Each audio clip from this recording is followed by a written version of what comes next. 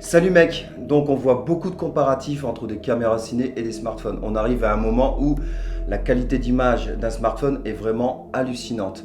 Donc c'est pour ça que je me suis dit, je vais peut-être faire un test avec le Fuji X-T4 et mon Huawei Mate 30 Pro pour voir dans quelles conditions le smartphone est meilleur. Bon, tu vois là sur les deux images, laquelle tu préfères? Tu vois, la 1 ou la 2?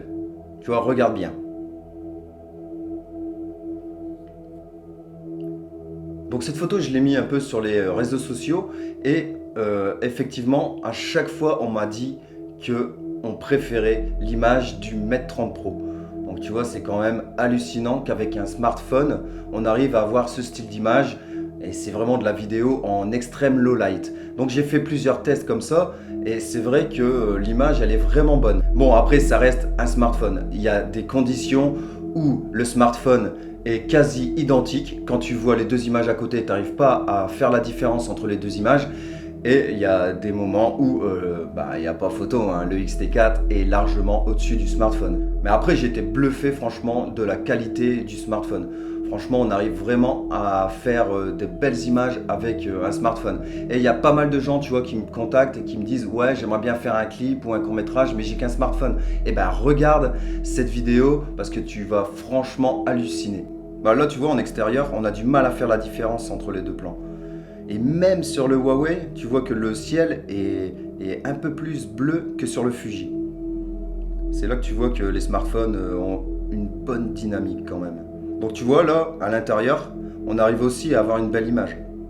Par contre, dès qu'on se rapproche, tu vois que voilà, le X-T4 est largement au-dessus du Fuji. Après, c'est complètement normal, vu la taille du capteur et puis les optiques utilisées dessus, c'est complètement normal. Mais bon, il y a un moment donné où le smartphone, on va réussir à avoir ce niveau de détail et cette qualité d'image, c'est obligé. Donc tu vois là, quand je passe en low light avec des éclairages de couleurs, on voit bien que Fuji, il domine franchement le Huawei. Mais bon, le Huawei, tu vois, il se démerde plutôt bien, hein. Surtout dans ce genre de plan, tu vois, qui est vachement compliqué à faire, surtout pour un smartphone.